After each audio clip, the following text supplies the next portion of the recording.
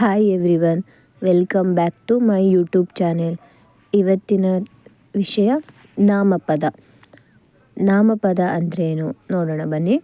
ವ್ಯಕ್ತಿ, ವಸ್ತು, ಸ್ಥಳ ಮತ್ತು ಪ್ರಾಣಿಗಳ ಹೆಸರುಗಳನ್ನು ಸೂಚಿಸುವ ಪದಗಳಿಗೆ ನಾಮಪದ ಎನ್ನುವರು. ಅಂದರೆ ಯಾರಿಗಾದರೂ ಆಯಿತು ಒಂದೊಂದು ಹೆಸರು ಅಂತ ಇಟ್ಟಿರ್ತೀವಲ್ಲ, ಆ ಹೆಸರನ್ನ ನಾಮಪದ ಅಂತ ಹೇಳಿ ಕರಿತೀವಿ.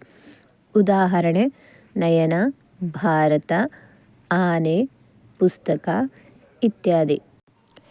ನಯನ ವ್ಯಕ್ತಿ ಹೆಸರು, ಭಾರತ ಸ್ಥಳದ ಹೆಸರು, ಆನೆ ಪ್ರಾಣಿಯ ಹೆಸರು, ಪುಸ್ತಕ ವಸ್ತುವಿನ ಹೆಸರು. ಈ ನಾಮಪದಗಳನ್ನು 9 ವಿಧಗಳಾಗಿ ವಿಂಗಡಿಸಿದ್ದಾರೆ. ಅದರಲ್ಲಿ ಮೊದಲನೇದು ವಸ್ತುವಾಚಕ ಅಥವಾ ನಾಮವಾಚಕ, ಎರಡನೇದು ಗುಣವಾಚಕ, ಮೂರನೇದು ಸಂಖ್ಯಾವಾಚಕ, ನಾಲ್ಕನೇದು ಸಂಖ್ಯೇಯವಾಚಕ, 5 ಭಾವನಾಮ, 6 ಪರಿಮಾಣವಾಚಕ, 7 ಪ್ರಕಾರವಾಚಕ, 8 ದಿಗ್ವಾಚಕ, 9 ಸರ್ವನಾಮ.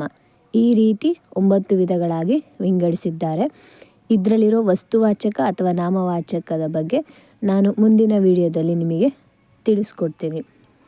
ಯಾರಿಗೆಲ್ಲ ಈ ಮಾಹಿತಿ ಇಷ್ಟ ಆಯಿತು ಅವರು ನನ್ನ ಚಾನೆಲ್ನ ಲೈಕ್ ಮಾಡಿ, ಸಬ್ಸ್ಕ್ರೈಬ್ ಮಾಡಿ, ಹಾಗೆ ಶೇರ್ ಕೂಡ ಮಾಡಿ.